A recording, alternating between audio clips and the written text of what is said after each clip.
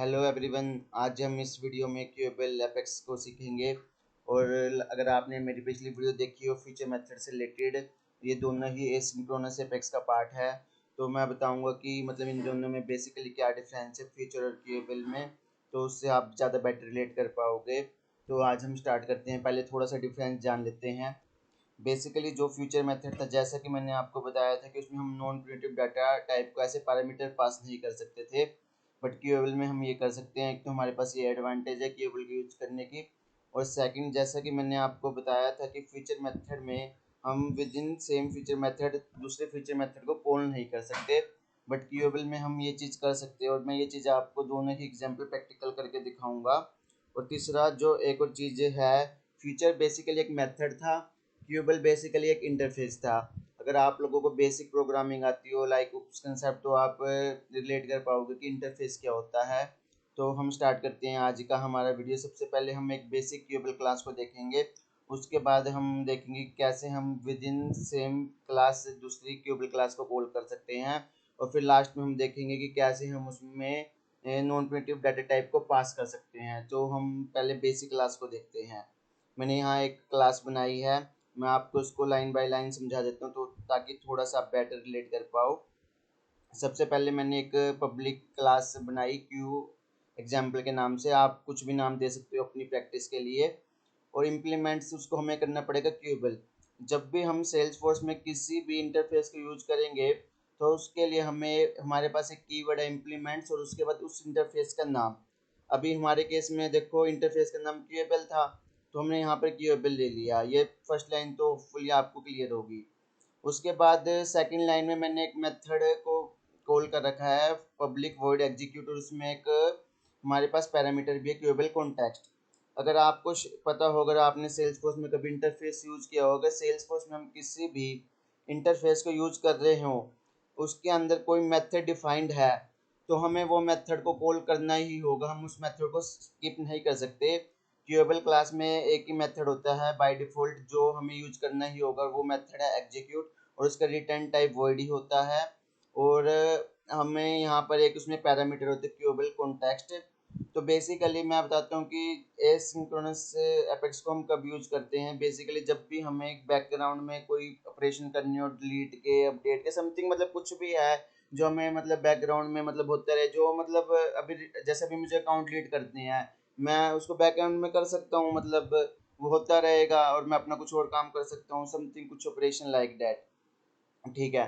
तो अभी मैं इसमें मैंने एक एसक्यूएल लिखी है, मतलब जो मुझे बेसिकली लास्ट 365 डेज वाले अकाउंट कर दी है, और जिनको मैं डिलीट करवा रहा हूँ। बेसिकली ये क्लास करेगी क्या, अभी के लिए इन दोनों लाइनों को कमेंट कर देता हूँ मैं ताकि आप कंफ्यूज मत होना।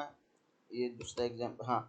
अभी के लिए ये क्लास सिंपल है। जब भी मैं इस क्लास को रन करूँगा, जो भी मेरे पास अकाउंट होंगे जो लास्ट 365 डेज में होंगे, वो ऑटोमेटिकली डिलीट हो जाएंगे। अभी बेसिकली मैं उन अकाउंट्स को डिलीट नहीं करना चाह रहा, बट आप जब प्रैक्टिस करो उसको, आप सेम क्वेरी लिख के आप अपनी या अपनी रिक्वायरमेंट के अकॉर्डिंग आप इस चीज़ को टेस्ट कर सकते हो। तो ये बेसिक बिल्कुल क्यूएबल का एग्जांपल था। अभी मैं आपको बताऊंगा कि कैसे हम क्यूएबल के अंदर क्यूएबल कॉल कर सकते हैं। ये तो ठीक है, ये क्लास थी मेरे पास।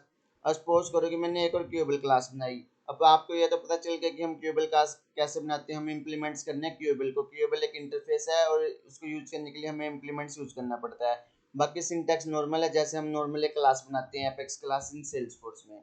ठीक है। अभी मैं आ जाता हूँ यहाँ पे भी, जैसे मैंने बताया था कि क्यू इसमें एक मेथड होता है जिसको हमें लेना ही होगा, जैसे पब्लिक वॉइड एग्जीक्यूट। और ये इस बारी भी मैं क्या कर रहा हूँ, इस बारी मैं कॉन्टैक्ट को डिलीट करा रहा हूँ।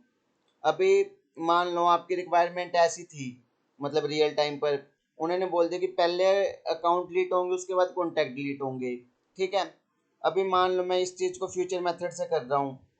अब फ्यूचर मेथड का कोई श्योर नहीं, क्या पता वो पहले कॉन्टैक्ट को डिलीट कर दे फिर अकाउंट को डिलीट कर दे। मतलब ये तो जस्ट मैं एक एग्जांपल दे रहा हूँ। आप मतलब कुछ ऐसा सोचो कि अगर आपके पास ऐसी रिक्वायरमेंट आ गई, भाई पहले ये चीज़ होगी उसके बाद ये चीज़ होगी, तो मतलब जब भी कोई ऐसा सिनेरियो हो तो हम फ्यूचर मेथड पर श्योर नहीं कर सकते, क्योंकि पता नहीं पहले कौन सा मेथड चल जाए फिर बाद में कौन सा मेथड चल जाए। एक तो ये बात।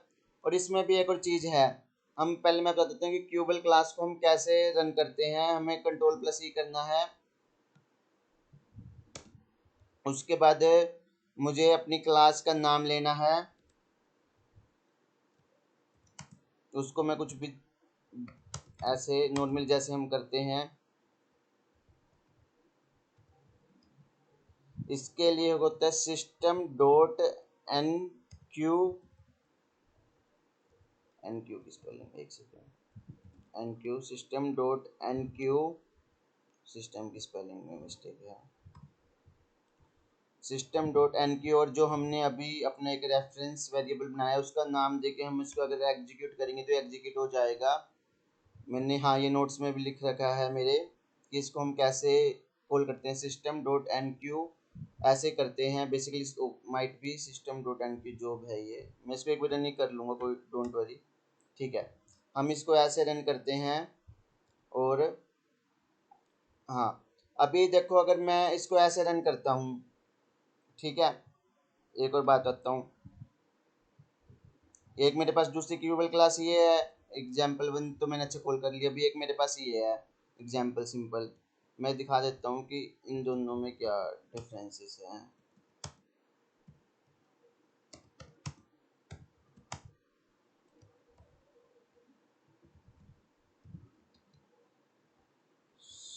सिस्टम डॉट, अभी मेरे पास हाँ एन क्यू जो भी होता है बेसिकली ये, और इसमें ट्रिपल ए, हाँ अभी मान लो मैं इसको एनोमनस विंडो से ऐसे रन करता हूँ, जैसे मैंने बताया कि मेरी रिक्वायरमेंट ये थी कि मुझे पहले अकाउंट डिलीट करनी है फिर कॉन्टैक्ट डिलीट करनी है, अभी भी मैं श्योर नहीं कर सकता कि वो क्या पता पहले कॉन्टैक्ट्स को डिलीट कर दी, अगर मुझे ये चीज़ करनी है मैं कैसे करूँगा, ये अगर मैं एनोमनस विंडो से इसको रन करता हूँ तो उस चीज़ की गारंटी नहीं है, मैं अपनी क्यूबल क्लास में दूसरी क्यूबल क्लास को कॉल करा सकता हूँ जैसे मैंने यहाँ पर करा रखी है। देखो अभी इस केस में क्या होगा, पहले मेरी क्यूएबल चलेगी, उसके बाद क्यूएबल एग्जाम्पल वन चलेगा, उस केस में पहले अकाउंट डिलीट होंगे फिर कॉन्टैक्ट डिलीट होंगे। आप इस चीज़ को अपनी सिस्टम में बिल्कुल प्रैक्टिस करके देख सकते हो, बिल्कुल सीक्वेंस में चलेगा, और यही चीज़ हम फ्यूचर मेथड में नहीं कर सकते। फ्यूचर मेथड में हम with in same future method दूसरे फ्यूचर मेथड को कॉल नहीं करवा सकते, तो वहाँ सीक्वेंस का भी इशू है, तो यही क्यूएबल का सबसे मेन एडवांटेज है जिसमें हम रियल टाइम पर यूज करते हैं। तो ये तो अभी हमने क्यूबल का ये देख लिया कि कैसे हम क्यूबल के अंदर क्यूबल को कॉल कर सकते हैं। अभी मैं आपको थोड़ा सा बता देता हूँ क्यूबल के बारे में कि कैसे हम इसमें नॉन प्रिमिटिव डाटा टाइप को पास कर सकते हैं, जो भी काफ़ी इंपॉर्टेंट है। उसके लिए भी मैंने यहाँ एक क्लास क्रिएट करी है, मैं उस क्लास को भी आपको समझा देता हूँ। मैंने सिंपल एक पब्लिक क्लास बनाई, क्यूबल क्लास में नाम कुछ भी दे सकता था, इम्प्लीमेंट्स मैंने क्यूबल कर लिया, ठीक है। और उसके बाद मैंने बेसिकली एक वेरिएबल डिफाइन किया यहाँ पे, लिस्ट ऑफ अकाउंट, उसको नाम दे दिया। उसके बाद मैंने क्लास के कंस्ट्रक्टर को कॉल किया, इस बार मैंने पैरामीट्रिक कंस्ट्रक्टर लिया है, और यहाँ पे मैंने दिस कीवर्ड की डॉट से इस वेरिएबल में कंस्ट्रक्टर पैरामीटर की वैल्यू साइन करवा दी। अगर जिन लोगों को नहीं पता दिस कीवर्ड मैंने क्यों यूज किया है यहाँ पर, देखो अभी इसका नाम भी एसीसी लिस्ट था, और पैरामीटर कंस्ट्रक्टर में जो मैंने वेरिएबल लिया उसका नाम भी एसीसी लिस्ट था, ताकि रियल टाइम पर कंपाइलर कंफ्यूज ना हो कि मैं किसकी वैल्यू साइन कर रहा हूँ। बेसिकली मुझे इसमें जो मैंने प्राइवेट वेरिएबल डिक्लेयर किया उसमें वैल्यू साइन कर दी है, इसलिए मैंने यहाँ पर दिस कीवर्ड का यूज किया है यहाँ पर। तो अभी मैं आगे का कोड बताता हूँ आपको। उसके बाद मैंने एक मेथड लिया पब्लिक वॉइड एग्जीक्यूट, उसमें जैसे कि हमें पता है कि जब भी हम इम्प्लीमेंट्स करेंगे क्यूएबल इंटरफेस को तो ये मेथड होगा हमेशा। तो उसमें मैंने अपना एक लॉजिक लिखा है, लॉजिक बिल्कुल सिंपल है, अगर मतलब मैंने एक लिस्ट ली है, एम्प्टी लिस्ट ली है मैंने। उसके बाद मैंने एक लॉजिक लगाया है फॉर ईच लूप में, जब जब भी कोई भी अकाउंट क्रिएट होए उसके अंडर एक कॉन्टैक्ट क्रिएट हो जाए जॉन डे के नाम से, और जो उस कॉन्टैक्ट की आईडी हो वो सेम अकाउंट वाली हो। आप इस लॉजिक को देख पा रहे हो, अगर आपने थोड़ा बहुत ट्रिगर किया है या थोड़े बहुत कोडिंग की नॉलेज है तो ये बहुत सिंपल सा लॉजिक है। और उसके बाद उस इंस्टेंस को मैंने उस लिस्ट में ऐड करा के उस तो लिस्ट को अपडेट करा दिया। तो लॉजिक बिल्कुल सिंपल था। तो अभी मैंने उसको रन करने के लिए एक ट्रिगर भी लिखा है, मैं ट्रिगर दिखा देता हूँ आपको। ट्रिगर में मैंने कुछ नहीं, जस्ट एक ट्रिगर डॉट न्यू पास किया। ट्रिगर डॉट न्यू बेसिकली क्या है, ट्रिगर डॉट न्यू बेसिकली एक लिस्ट ऑफ अकाउंट है। तो लिस्ट ऑफ अकाउंट अगर आप लोगों को पता हो कि एक नॉन प्रिमिटिव डाटा टाइप है जो इनडायरेक्टली वे में इस क्यूबल क्लास को ही रेफर कर रहा है, मतलब 1 सेकेंड मैं आपको बता देता हूँ कैसे कर रहा है। देखो सिस्टम डॉट एन क्यू, मैंने यहाँ पर उसको जॉब को एन क्यू कर लिया, और इस बार मैंने पास किया उसमें ट्रिगर डॉट न्यू, बेसिकली जैसे लास्ट टाइम तो हम उसमें एक रेफरेंस वेरिएबल पास कर रहे थे, इस बार हम क्या पास कर रहे हैं, इस बार बेसिकली हम एक नॉन प्रिमिटिव डाटा टाइप पास कर रहे हैं। तो रियल टाइम पर हम इसको ऐसे ही यूज करते हैं। अगर मान लो हमें ऐसे कोई किसी ट्रिगर को इम्प्लीमेंट करना हो केबल में, तो रियल टाइम पर हम ऐसे ही इम्प्लीमेंट करते हैं। तो ये था आपके लिए example non primitive data type का। मुझे लग रहा है कि शायद थोड़ा टफ हो सकता है, क्योंकि इसमें सारा ही प्रोग्रामिंग से रिलेटेड था। बट अगर आप लोगों को प्रोग्रामिंग नहीं आती, आई थिंक मुझे लगता है कि आपको पहले प्रोग्रामिंग पर ध्यान देना चाहिए।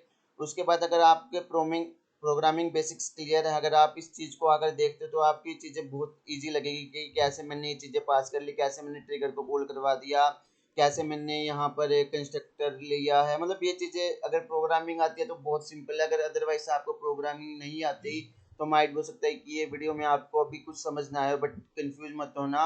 मैं बोलूँगा कि आप पहले जाके अपना एपेक्स का बेसिक कर लिया, अगर फिर आप दोबारा से इस वीडियो को आकर देखोगे तो आपको बिल्कुल क्लियर समझ आ जाएगा। तो यहाँ पर मेरी अभी क्यूएबल एपेक्स भी खत्म होगी, जो एसिंक्रोनस का पार्ट था।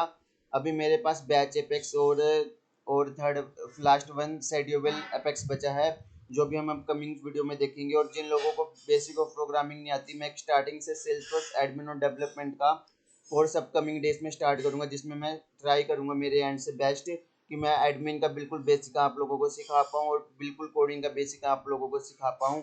होपफुली आपको ये वीडियो अच्छी लगी हो। Thanks for watching the video.